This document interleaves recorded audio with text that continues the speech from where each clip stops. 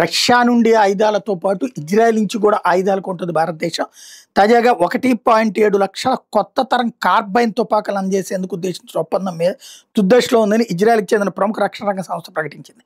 అదేవిధంగా వచ్చే ఏడాది ఆరంభంలో భారత్కి మొదటి విడతగా 40,000 లైట్ మిషన్ గన్స్ ఎల్ఎంజీలను అందజేయబోతున్నట్టు శనివారం Israel weapon industries IWI CEO Shuki Schwartz చెప్పారు.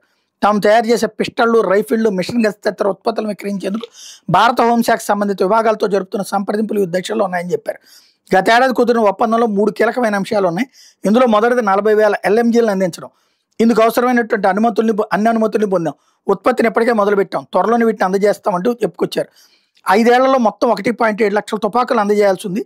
అయితే మేము వాటిని అంతకు ముందుగానే పూర్తిగా సరఫరా చేసేస్తామని చెప్పుకొచ్చారు. ఒప్పందంలో రెండో కార్యక్రమం CQB క్లోజ్ క్వార్టర్స్ బ్యాటిల్ కార్డెన్స్ని సంబంధించింది. ఈ బిడ్డింగ్లో మాతో భారత్ ఫోర్స్ పోటీ పడుతోంది.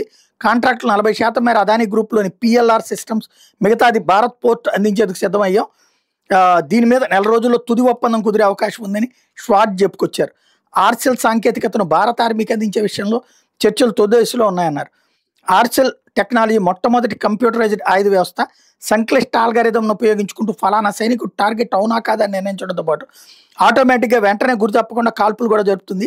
చర్చలు సఫలమైన పక్షంలో భారత్తో కలిపి ఆర్బెల్ ఉత్పత్తిని మొదలు పెడతామన్నారు. మేక్ ఇన్ ఇండియా నినాదానికి మద్దతుగా నిలిచిన మొదటి కంపెనీలో మేము కూడా ఉన్నామన్నారు. ఇందులో భాగంగా వివిధ రకాలైన ఆయుధ వ్యవస్థను భారత్లోనే ఉత్పత్తి చేస్తున్నట్టు చెప్పారు.